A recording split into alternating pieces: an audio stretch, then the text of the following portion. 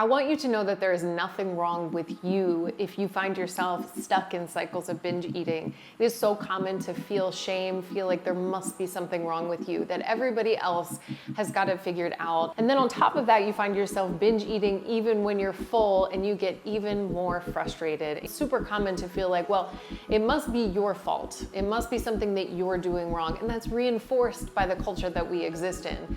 And so I want to talk about it with you, why you're stuck in cycles of binge eating, and specifically why you find yourself binge eating even when you're full. My name is Catherine Metzelaar. I'm a registered dietitian, certified intuitive eating counselor, and eating disorder specialist, here to help you create peace with food and your body so that all of it takes up less headspace and you can live your life with more freedom, abundance, and joy. Be sure to check out the free resource that I created for you below. It is an activity and journaling calendar, all related to healing your relationship with food in your body.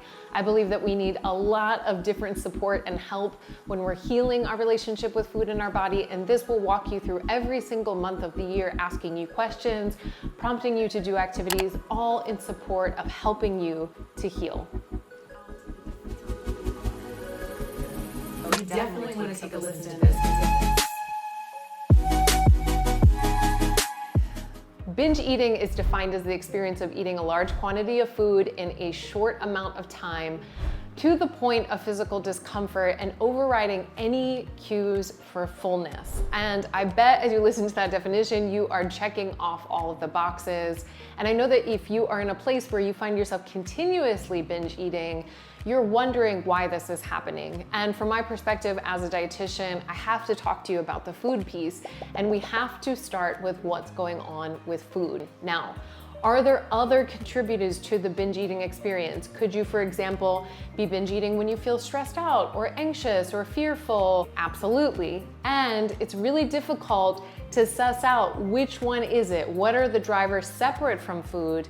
If we're not first addressing food, we got to dive into that together. We got to figure out what's going on. Specifically today, I want to talk about, in the binge eating experience, why you're binge eating when you're full, and offer you a couple things to think about to start understanding why you are stuck in that cycle. It's one thing to binge eat, and then it's a whole another thing to, for example, have a full meal, find yourself feeling full, and then you find yourself binge eating later and you're thinking, why is this happening? So I want to offer you some things to both ask yourself, look at, try, so that you can understand more about why you are binge eating when you're full from food. And here's the thing I want to say, the physical sensation of you being full is not going to be the thing that's going to stop you from binge eating. Yes, of course, does it do that sometimes where you're so physically full that you can't binge eat?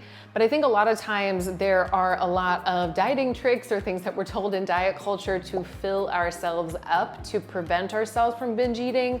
Maybe it works sometimes, but a lot of times it doesn't. I bet you've experienced this, where you've tried to fill up on fruits and vegetables and then you find yourself binging on whatever you can find in the house, pizza, burritos, whatever your binge foods might be, if you have binge foods. I'm sure you've also eaten all the right foods. Maybe you have a list of foods that are healthy or clean, or the things that you've been told you should be eating. Maybe you had a bunch of protein, for example, and vegetables, and you still find yourself binge eating even though you're really full. If you find yourself binge eating when you're full, here's what you gotta start with. The first thing I want you to get curious about is whether or not you have food rules related to eating. This could be generally and specifically with timing.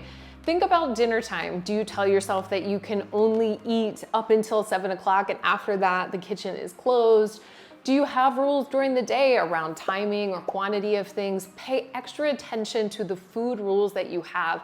In fact, I suggest sitting down and writing them down so that you can truly get a sense of all the food rules you likely have. Food rules are a huge driver in the experience of binge eating. Once you set up rules, this can actually be threatening to our nervous systems and to our bodies. All of a sudden it feels like, oh my gosh, I don't know when I'm gonna get food again. And as soon as we get exposure to food, whether it's in the house or maybe we're out with friends, we can find ourselves binge eating even when we're full. So you have to start with understanding whether or not you have food rules. And of course, the next step would be to challenge them, but that's for another video. The second thing to pay extra attention to is noticing the kinds of foods that you will eat almost always, even when you're full. Are there any patterns there? Generally, there tends to be. Is it chips? Is it certain kinds of sweets? Is it a certain kind of pizza that you love? This is important because it's likely an indication that those are foods that you actually need to add in more. I know, it doesn't sound like something that you probably want to do because it feels like the opposite of what you're trying to do. But once you get a sense of the foods that you're eating even when you're full, that tells us the kinds of foods that you actually need to be adding in more and need more exposure to. The third thing that I want you to do is pay attention and notice what it's like for you to be full. For a lot of people, the sensation or experience of being full is very uncomfortable. It can bring up lots of feelings of weight gain, of dissatisfaction with their body, fear that it's gonna last forever and the fullness is never going to change.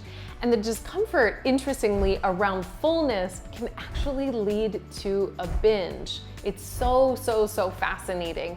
But the discomfort that you're feeling, the anxiety that might arise from it, the fear that you ate too much, can lead to this all or nothing mindset. Oh, well, I already messed it up. I ate too much, so I might as well start eating more. It can bring up feelings for you that maybe you're not normally connected to because now you're sort of forced into your body in a way that might not feel so comfortable. And so get really curious about your experience with being full. Is there discomfort? Do you have thoughts about your body? Do you have judgments that arise? Because sometimes binge eating arises because you are feeling so uncomfortable with the sensation of fullness in your body. It's a way that you are attempting to cope with that, which usually isn't conscious. Again, it is not your fault, but it's a pattern that happens pretty often.